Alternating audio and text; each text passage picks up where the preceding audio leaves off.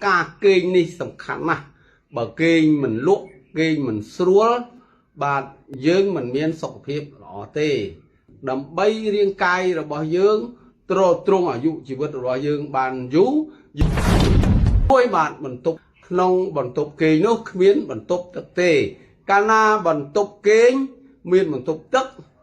bạn cùng bạn tỉ muối bạn kênh nó vì lấy miên trung buồn hai bạn muối tiết Canada bẩn tục tức nó không bẩn tục kênh dục lãng bạn chấm hai tức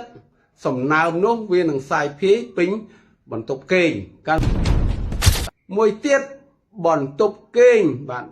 ăn miên đại ấy chờ ra ơn cao ẩm phí kương đầm này đôi chờ miên mông phôi nơi bù chỉ ra mà cao bị kương đầm này miên bạc soạt phiếp nó không bẩn tục kênh thì 4. អំពូលភ្លើងបន្ទប់គេងអាចដាក់អំពូលភ្លើងបានបាទដាក់ឲ្យឆ្ងាយពីក្រែបាទដាក់ឲ្យឆ្ងាយកុំឲ្យវានៅពីលើដល់យើងគេងអញ្ចឹងទៅអំពូលនៅពីលើបាទអាហ្នឹងវាប្រតិកម្មមិនល្អទេបាទមួយទៀតទី 5 អូនខ្លះ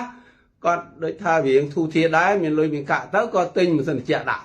បាទខ្លះទៅដាក់លើក្បាលបាទខ្លះទៅដាក់ចុងជើងអីចឹងទៅបាទហ្នឹងមិនល្អទេ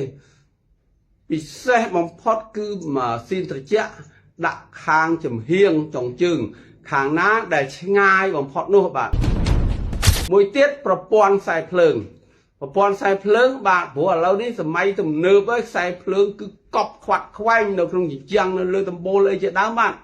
អញ្ចឹងហើយជៀសវាងដាក់បង្កប់ខ្សែភ្លើងឬក៏រត់ខ្សែភ្លើងបាទនៅចំពីលើក្រែបាទចំពីលើរត់ពីលើក្បាលទំនេរអញ្ចឹងគឺអត់មានទេយើងប្រកបមិនឲ្យវានៅខាងចុងជើងឬក៏ពីចំហៀងឆ្ងាយពីក្រែគេងបាទនេះជាលក្ខណៈពិសេសបាទអំពីបន្ទប់គេងសុវត្ថិភាពដែលយើងត្រូវដឹងហើយត្រូវរៀបចំឲ្យល្អឲ្យត្រូវដើម្បីសុខភាពទាំងអស់គ្នាបាទជូនពរសុខភាពល្អបើវីដេអូនេះមានប្រយោជន៍សូម share បន្តដើម្បីចែកគ្នាដឹងឮនិងធ្វើការសិក្សា